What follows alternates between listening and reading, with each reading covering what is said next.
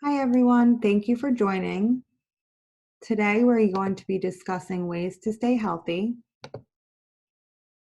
with the Center for Family Support. Thank you. We're going to be talking about ways to stay healthy physically, mentally, and emotionally.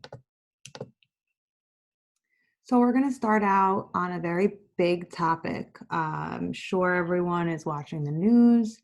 They're talking to friends and they're hearing family members talk about COVID-19. So we're going to start with this and what it is. So what is COVID-19? COVID-19, it's also called the coronavirus, and the coronavirus is spread by germs. Symptoms of this virus are a cough, a fever, and a hard time breathing. So I want to make this very, very straightforward. Just because you have these symptoms, a cough, a fever, maybe a runny nose, does not mean that you have the coronavirus. You are encouraged that if you're not feeling well, that you tell your caregiver and or a staff person that you're working with on how you're feeling. The most important thing to stay healthy is hand washing. Hand washing is the most effective way of getting rid of germs. And we just learned in the previous slide that germs is what spreads the coronavirus. What are some proper ways that you can wash your hands?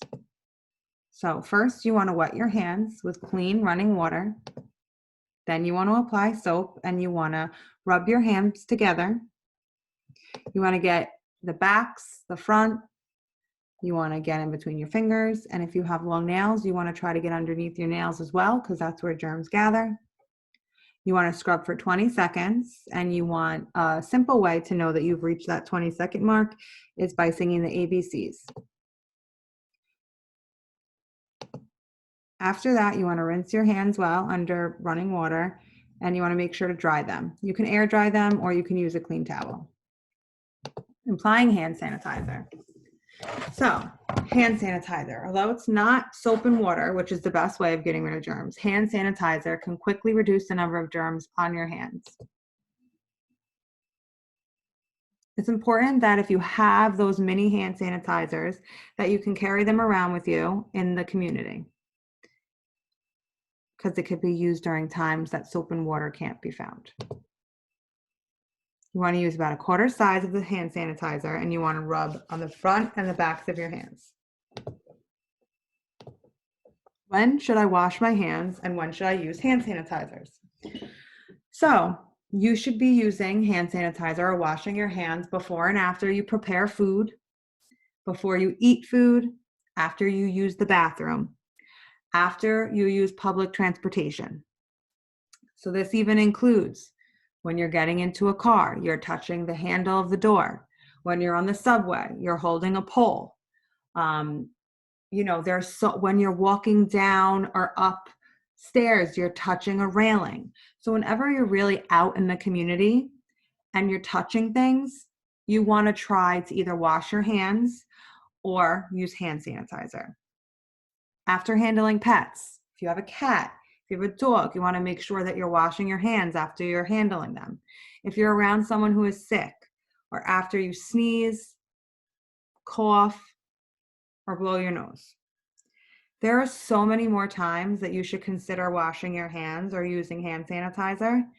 I challenge you right now to pause this PowerPoint and to talk with someone about other ways that are not listed, or other times that are not listed that you should be washing your hands or using hand sanitizer.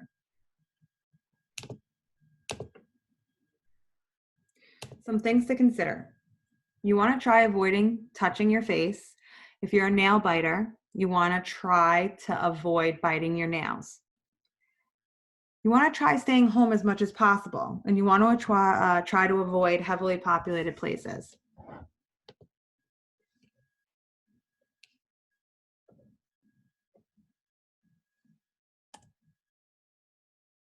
You want to try remaining 6 feet away from people that you do not know. You want to try avoid handshaking and hugging and even kissing someone on the cheek. Instead, you could try smiling at someone. You could try waving to a friend across the street. bumping elbows, you can text, you can call, you can FaceTime.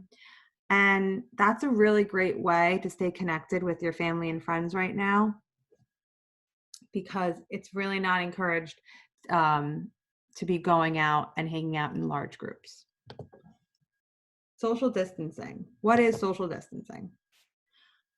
Social distancing is a term that's been used often on the news, and I'm sure that you hear many people speaking about how social distancing could lessen the spread of COVID-19.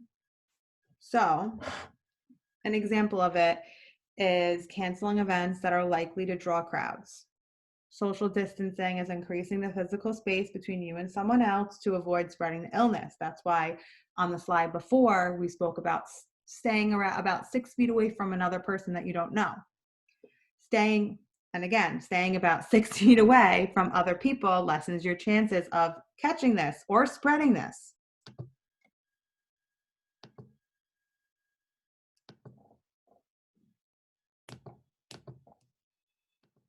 So this is probably the most important slide that we're going to talk about today.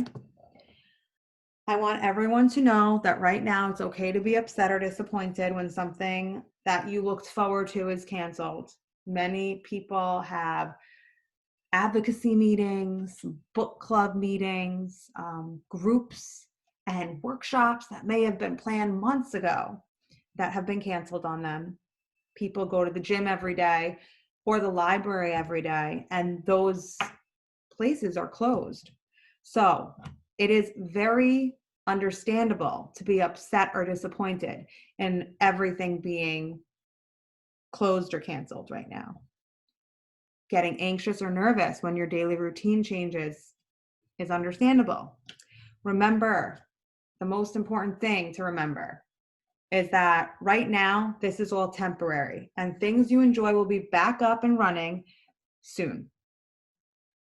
It's important to share your feelings with staff, family, and friends, because comfort can be found in confiding in someone that you find close.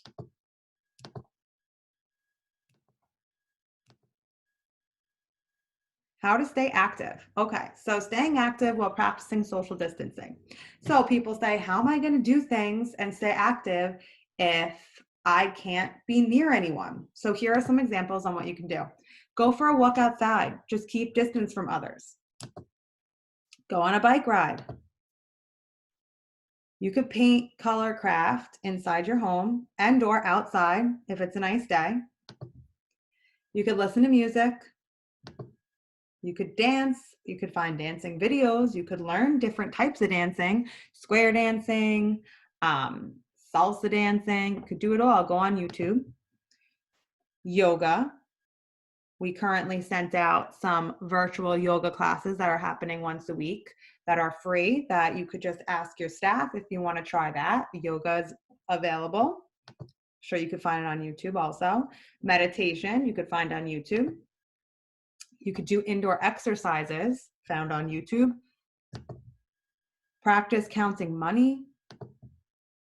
Practice your daily living skills. I mean, this is a perfect time. If you're going to be in your house, do laundry, cooking, clean your room, wash dishes, make your bed. If you're working with staff on the phone, you can call them and they can give you some guidance using the phone on how to do laundry, how to clean your room, wash dishes, and make your bed. You can FaceTime with your staff. You can FaceTime with family and friends. And you could write people letters, cards, and you can mail them. Now, you don't need to go out to the store, right? Because we're trying to avoid populated places and social distance. But you can take a regular piece of paper and create a card just at home. And redecorate your room. You can move your bed around. You could color and craft and then hang those pictures up in your room. So there's many, many options to do while practicing social distancing. And there's probably a ton more that aren't listed. So why don't you talk now a little bit? The workshop is over, but you should talk now about some ways that you could stay active, you could stay in contact with your staff, and you could do things still with practicing social distance. All right. I look forward to our next workshop, and I hope everyone stays healthy and happy and have a wonderful day.